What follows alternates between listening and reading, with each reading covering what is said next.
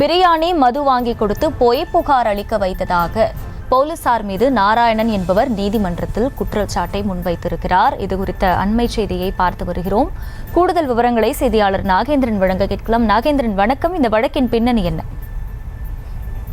வணக்கம் மகிழா. கத்தியை காட்டி மிரட்டி தங்கச்செயினை பறிக்க முயன்றதாக பதியப்பட்ட வழக்கில் இருவர் ஜாமீன் கோரி உயர்நீதிமன்ற மதுரை கிளையில் மனு தாக்கல் செய்திருந்தனர். அந்த மனு உயர்நீதிமன்ற மதுரை கிளை நீதிபதி நக்கீரன் முன்பு விசாரித்து வந்தது.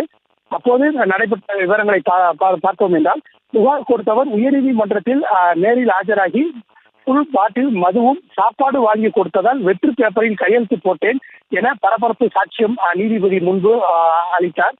குற்றவாளி மீது 20 வழக்குகள் நிலுவையில் உள்ளது, 30 வழக்குகள் நிலுவையில் உள்ளது என்பது போலீசுக்கு பெருமை தராது, இது அவப்பெயரைத்தான் உண்டாக்கும் எனவும் நீதிபதி கருத்து தெரிவித்தார். இது ஒரு குற்றம் செய்த போது முறையாக வழக்கு பதிவு செய்து நீதிமன்றத்தில் அவருக்கு தண்டனை வாங்கி கொடுத்தால் தொடர்ந்து அவர் குற்றச்செயல்களில் ஈடுபட மாட்டார். போலீசார் இது போன்ற செயல்களில் ஈடுபட வேண்டாம் என அறிவுரை கூறிய நீதிபதி இருவருக்கும் ஜாமீன் வழங்கி உத்தரவை பிறப்பித்திருக்கிறார். நெல்லை மாவட்டம் வெள்ளாங்குழியைச் சேர்ந்த முருகன் மற்றும் பாபு ஆகிய இருவர் தங்களுக்கு ஜாமீன் வழங்க கோரி மனு தாக்கல் செய்திருந்தனர். நாங்கள் இருவரும் ஜூன் 22ஆம் தேதி புதுக்குடியைச் சேர்ந்த நாராயணன் என்பவரை தாக்கி கத்தியை காட்டி மிரட்டி தங்கச்செயினை பறிக்க முயன்றதாக நாராயணன் கொடுத்த புகாரின் பேரில் வீரவநல்லூர் போலீசார் பொய்யாக வழக்கு பதிந்து எங்களை கைது செய்து சிறையில் அடைத்துள்ளனர் என அந்த மனு தாக்கல் செய்திருந்தனர். இது பொய்யான வழக்கு, எங்களுக்கு ஜாமீன் வழங்க வேண்டும் என இந்த மனுவில் கூறியிருந்தனர். இந்த வழக்கில் நீதிபதி நக்கீரன் முன்பு விசாரணைக்கு வந்தது.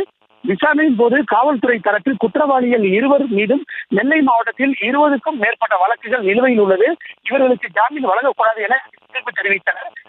மனுதாரர் தரப்பில் ஆஜரான வழக்கறிஞர், இந்த வழக்கை காவல்துறையால் திட்டமிட்டு போடப்பட்ட பொய் வழக்கு, இந்த வழக்கில் புகார் கொடுத்த நபர் மிகவும் வறுமை கோட்டுக்கு கீழ் உள்ளவர், மது பழக்கம் உள்ளவர், இதனால் சம்பந்தப்பட்ட போலீசார் அவருக்கு ஒரு ஃபுல் பாட்டில் மது வாங்கி கொடுத்து சாப்பாடு வாங்கி கொடுத்து வெற்று பேப்பரில் கையெழுத்து வாங்கி இந்த வழக்கை பதிவு செய்துள்ளனர்.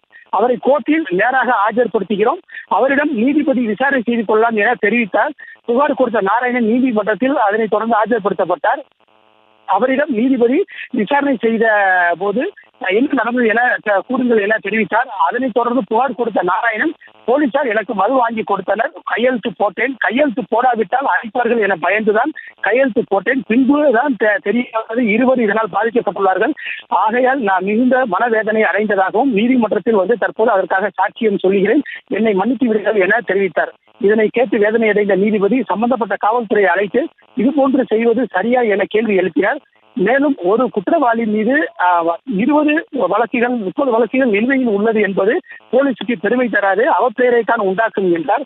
ஒரு குற்றவாளி ஒரு குற்றம் செய்த போதே முறையாக வழக்கு பதிவு செய்து நீதிமன்றத்தில் அவருக்கு தண்டனை வாங்கி கொடுத்திருந்தால் தொடர்ந்து அவர் குற்றச்செயல்களில் ஈடுபட மாட்டார்.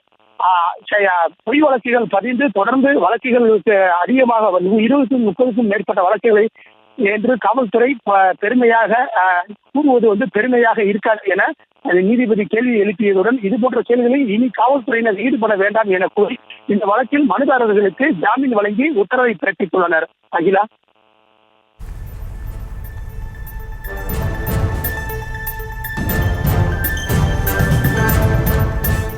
முழு விவரங்களுக்கு நன்றி நாகேந்திரன். செய்திகளை உடனுக்குடனும் துல்லியமாகவும் தெரிந்து கொள்ள சப்ஸ்கிரைப் பண்ணுங்க.